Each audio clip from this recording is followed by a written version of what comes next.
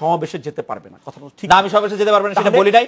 আমি বলেছি যে জামাতে 3% বিএনপি 40% কে রুল করছে, আমরা এটা বিরোধী নিচে ফিরে যাচ্ছি। কিভাবে সেটাকে আমি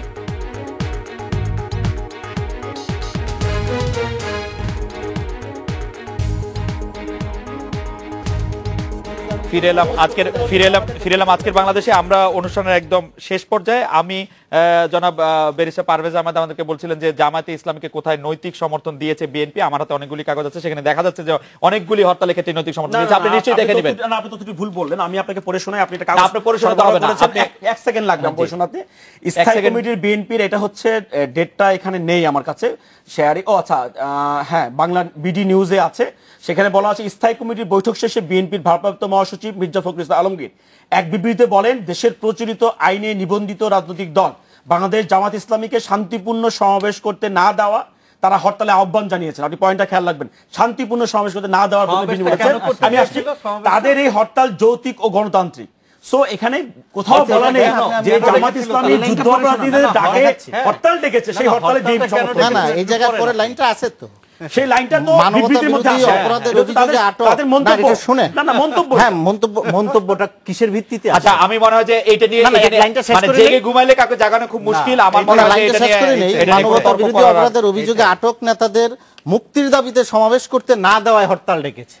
হরতালটি ডাকা হয়েছিল সেই কারণে, এবং সেই হরতালে সমর্থন দিয়েছে বিএনপি। এরকম অসংখ্য হরতাল আছে। আমি 2012 সালের 5 ডিসেম্বর আমার এটাতে দিয়েছে, 5 ডিসেম্বরের মধ্যে আছে। সেটার মধ্যে ছিল প্রথম হরতাল ডেকেছে জামাত, দেশব্যাপী হরতাল ডাকার প্রথম দুঃসাহস দেখিয়েছিল জামাত ইসলামী। সেই হরতালে নৈতিক সমর্থন দিয়েছিল বিএনপি। 5 ডিসেম্বরেরটা কোনটা বুঝতে পারছেন?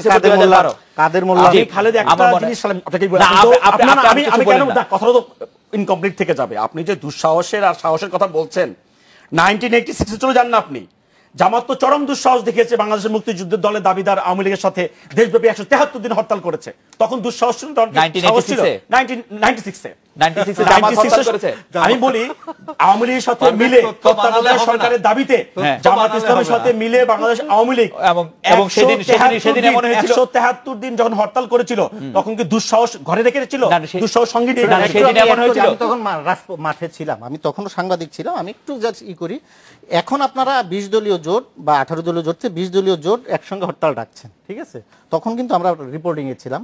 হ্যাঁ, তখনও জামাত যে হরতাল ডাকতো, সত্যি হরতালটা ডাকতো আপনার আওয়ামী লীগের আপনার ওই 8 দলীয় জোট একটা হরতাল, জামাত আবার আলাদা একটা হরতাল দিয়ে যুগপৎ কর্মসূচি দিত। এবং এখন খালেদ একটা কথা বললো, আমি আবার কালকে আরেকটা কথা বললাম খালেদের কথার সূত্রে মিল ধরিয়ে। এখন যদি খালেদ আমাকে খুবই অকারণে আমাদের সময়টা নষ্ট করলাম। জামায়াতের হরতালে বিএনপি সমর্থন দিয়েছে সেটি প্রমাণ করার জন্য এত কথা বলার দরকার ছিল না। আমাদের অনুষ্ঠান প্রায় শেষ। শফিউল আলম ভাই, আপনি যদি একটু বলতেন যে সরকারের পক্ষ থেকে সদিচ্ছা দেখানোর কোনো সুযোগ আছে কিনা? এই জায়গা আরেকটু পরিষ্কার হওয়া দরকার। এখন নির্বাচন তফসিল ঘোষণা হয়েছে, এখন কিন্তু সরকারের কিছু করণীয় নাই। এখন যা করবে নির্বাচন কমিশন, এবং আমি আশা করব যে নির্বাচন কমিশন একটা সুষ্ঠু নির্বাচন করার জন্য যে ধরনের ব্যবস্থা নেওয়া দরকার সব ব্যবস্থা নির্বাচন কমিশন গ্রহণ করবে। আমি খালেদ একটা জিনিস অ্যাড করতে চাই 1 সেকেন্ড। এটা একটুখানি তথ্য বিভ্রাট আছে, কারণ আবার ভুল হতে পারে। কারণ স্থানীয় সরকারের নির্বাচনটি কিন্তু সম্পূর্ণ স্থানীয় সরকার মন্ত্রণালয়ের আন্ডারে। আমি শেষ করি প্লিজ, আমি একটু আরপিওটা পড়ে দেখবেন আপনি। আমি শেষ করি।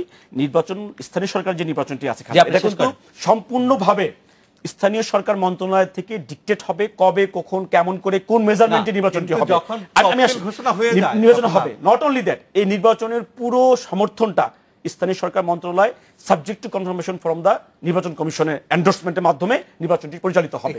সেখানে যিনি বললেন যে সরকারের কিছু করা নাই, এটা কিন্তু সম্পূর্ণ একটি না। আপনি একটু আগে বলেছিলেন লাগে না তো সরকারের করার অনেক কিছু।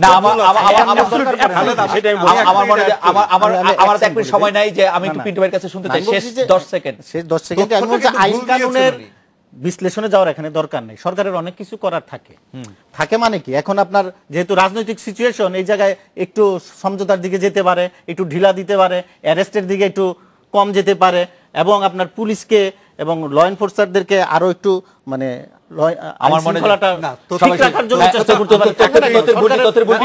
আমি ধরিয়ে দেই, যখন নির্বাচনের তফসিল ঘোষণা হয়ে যায় সবকিছু নির্বাচন প্রফেসর শফিউল আলম ভূঁইয়া, জাহিদুল হাসান পিন্টু, ব্যারিস্টার পারভেজ আহমেদ, আপনাদের অনেক ধন্যবাদ। এই ছিল আজকে বাংলাদেশ।